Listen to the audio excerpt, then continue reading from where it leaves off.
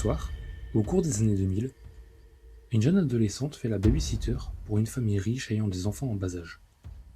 Le genre de personne aisée dont la maison est inutilement grande et fastueuse pour un couple et 2 enfants. Avec un nombre de pièces frisant le ridicule. Avant de partir au restaurant, le père dit à la baby-sitter qu'une fois que les enfants seront endormis, elle pourra aller regarder la télé dans une pièce à l'étage faisant office de salon.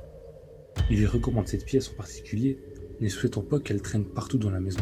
Peu de temps après, les enfants sont au lit et la baby-sitter se rend dans la pièce pour s'installer devant la télé.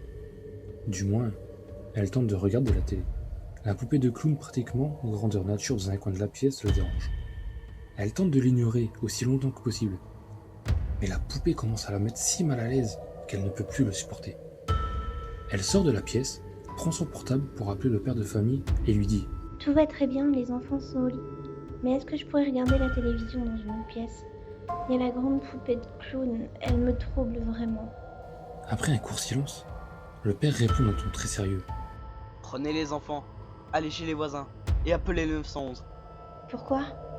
Allez simplement chez les voisins et faites le 911. Ensuite, rappelez-moi.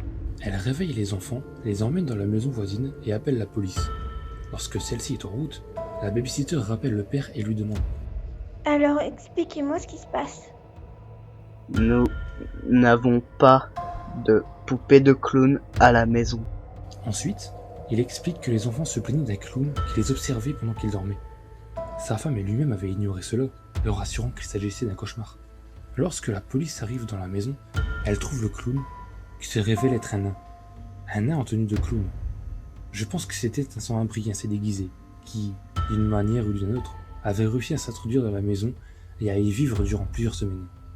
La nuit, il se rendait dans la chambre des enfants et les regardait dormir.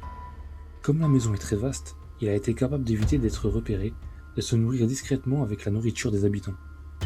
Il se trouvait dans la salle de la télévision quand la babysitter arriva. Lorsqu'elle y est entrée, il n'a pas eu le temps de se cacher. Il s'est donc figé sur place en faisant semblant d'être une statue. 1, 2, someone's calling you.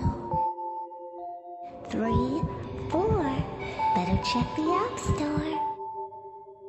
5, 6, better pick up quick.